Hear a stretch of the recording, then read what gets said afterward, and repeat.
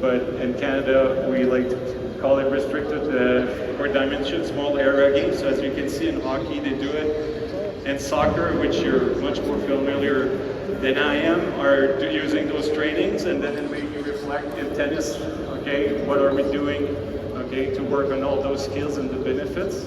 I realized that obviously doubles is a restricted area, so it's natural to work in that, but in singles, what are we doing exactly, okay, to go and get those benefits. So what is playing in restricted court dimension small area games, I'm going to call them. Okay, first it's a concept in the constraint-led approach, okay, when learning motor skills. So we all know, we addressed it yesterday and today, tennis is an open skills sport, and sometimes we need to narrow it down, okay, to speed up the learning process. I put some reference at the back. I'm not an expert, but read a lot on it. It's extremely beneficial. Small, very important. The second point, they're competitive. Okay, so it's a competitive. You count points and everything, and it mimics a portion of a point situation. So it doesn't cover the entire point. Okay, it narrows it down, and you get more volume, which is what we're going to see in the next slides. With the three objectives that we're trying to target with those exercises, very simple. Okay, develop the tennis IQ, game sense, however you want to call it. Okay, so the player needs to be aware of what's happening, make good decisions. It increased the volume on specific skills, physical development, and it's competition and fun. So I'm going to go in details a little bit in those three, and then we'll go on the court. Tennis IQ, game sense, okay? So it creates pressure and confusion, okay? We try to create some small conflicts, make the player, challenge to different situations so that it can adapt and find solution. Okay, very important. You see when I do the drills, I don't always provide the solution to the players. They need to experiment sometimes their own mistakes. It forces quicker decision making, okay? So a lot of 99% of those drills require decision making, okay? Player realize the geometrical part of the game, see the angles and everything, they can play around, discover. Concept and habits of gameplay, so offensive, neutral, defensive, makes them realize what would be best in that situation. And also the information discovery, okay? Anticipation, disguise, false information, deception, so it's kind of a fake, you know, showing maybe something and you'll do something different. The last thing also, all those exercises, they include variability, okay, which are included in those games. So the second point, volume on specific skills and physical development, okay, so there's obviously a higher volumes, okay, that include more touches on the ball. It disguises the physical development, which is very important, as those trainings are intense, more volume. And they're very good for movement and change of direction for tennis athletes. It helps them move at a faster speed and change direction quicker. Okay. Number three, okay, they're compete, okay, and they're fun, so it naturally brings out the competitive spirit, which helps develop competitive player. Okay, it's obviously one of the team, everybody wants competitive player. Well, it's very basic. If you want competitive player, they need to compete. Okay. So the second point, they make practice fun. So most of the time when they compete, it gets them out of their not normal, but more, I say, closed environment where there's less stimulation. Okay. So it's like basically removing the drills of a controlled environment. Okay, so that's basically the big picture. We can go much more in details, but I think it's better if we go right away on the court, do some exercise, a little bit the progressions, and at the end of the training, I'll show you some videos of some points. They're very short. I just picked up 5 videos, but you'll understand a little bit the logic of how I picked all those exercises. Okay, so let's go. We go.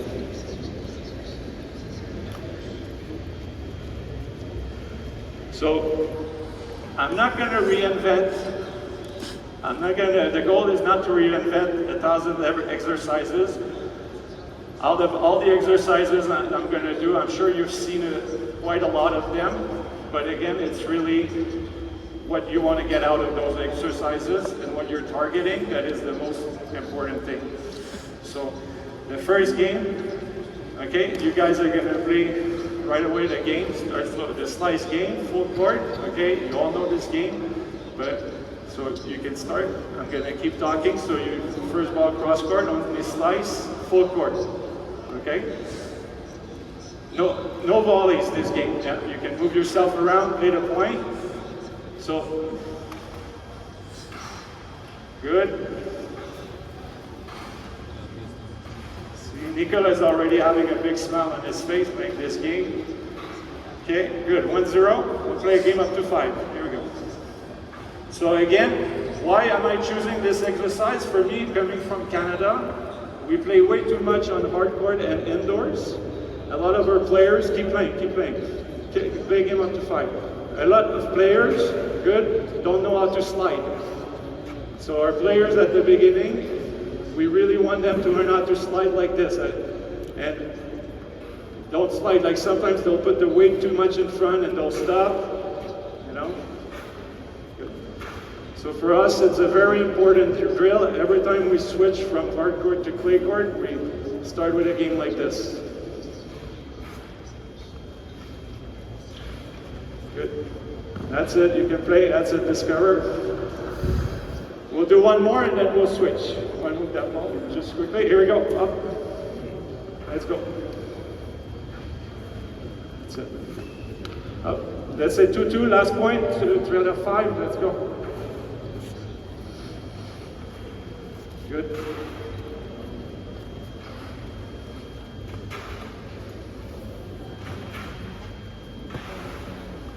Perfect. Move those 2 balls. So you'll see, okay, at the end I'll show you a little bit, but in our game today, there's much more drop shot than there used to be, okay? There was a period where drop shot was not as popular, and then now there's a lot of drop shots, so this also helps to recuperate. Top spin, cross court.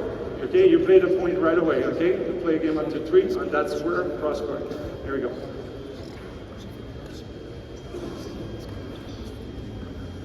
Play the point, good. Oh, only cross court, top spin. That's the next script. Okay, play the point. Here we go.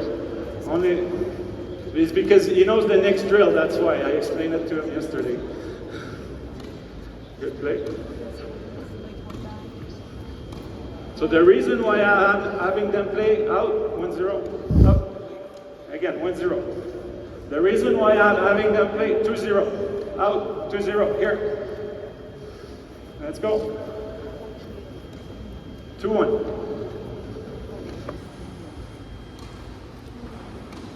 So I'm hoping, now they're rallying more, 3-0. Stop. Good. So I'm hoping that at some point, I don't have so much time, you know, so I'm going to cut it short. If I would have more time, I would let them play, hoping that they discover a little bit more strategy to win the point. Now they're mostly rallying, waiting for the mistake. Last point like this. There we go, starting to find angles, hitting harder. You know what Miguel is doing better? He realized, okay, he just took a step back. He was a little bit more here. Now the pace was going. He took a little bit of a step back, gives himself more time, which is very smart, good thinking, finding a way to adapt. Okay, next drill, same, you play cross. He can change only with the slides down the line. Okay, you only play top spin cross court. Okay, we play the point like this. You change whenever you want. Intense. Hit the ball, yeah. Good. Change. Go. Out. That's it. Good. Play cross court. Okay, you can start again. You start on this side, 1-0. Good. So right away, yeah, change, go, go. Out, next. Let's go, again. 2-1.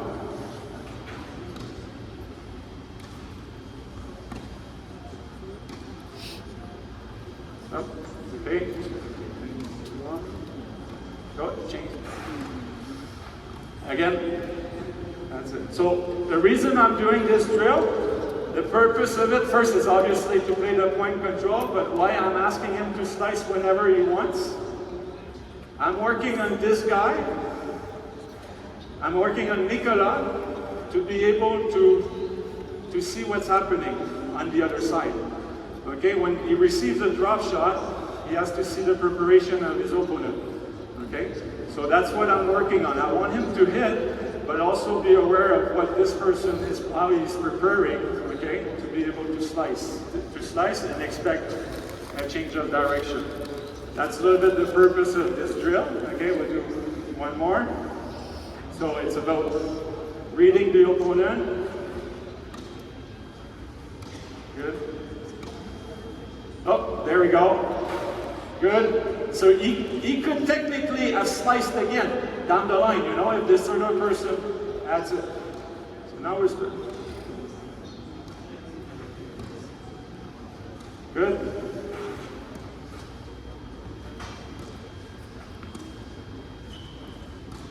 Good.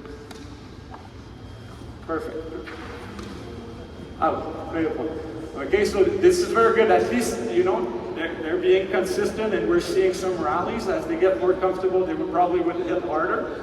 But that's exactly the game. And then he needs to use the slice down the line at the proper time. Okay? Now you try it. You slice down the line. Top spin, you're only able to slice down the line. Good. So you can tell, stop, I'm gonna stop this point. You can tell he's been trained to do a lot of patterns, which is not the game. Because a lot of patterns, what I mean is, he's doing 2 cross guard, 1 slice down the line. He goes 2 cross guard, 1 slice down the line. There's no decision making in this. So as it goes, I want him to change those patterns, okay, according to the ball he's receiving, according to his opponent where he's placing. That's a little bit what I would like to see, okay?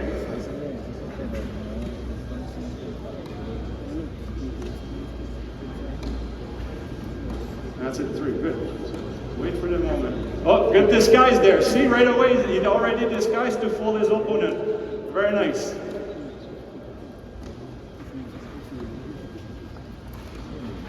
Good. There we go, nice shot.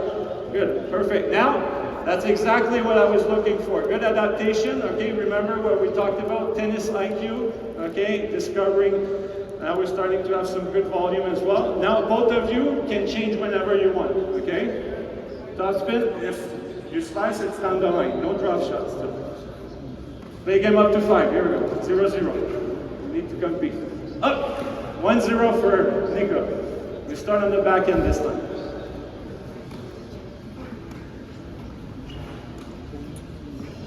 Good disguise, that's it.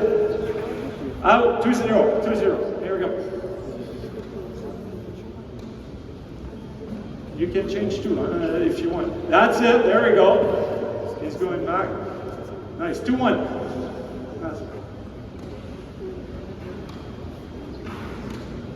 Nice, getting more acceleration, good. 3-1. Starting on the other side. Up, fold him, 3-2. Play up to 5. Watch that ball. 3-all. Just move those 2 balls quickly. Move that one. Yeah, run. Okay. 3-all. Ready? Forehand.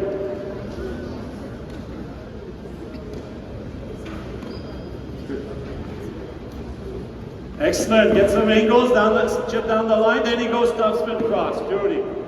Smart. Excellent. Good. Okay. So that's one. Second one, third one, third exercise. He's starting to feel the legs a little bit, huh? Now only chip on this side, okay?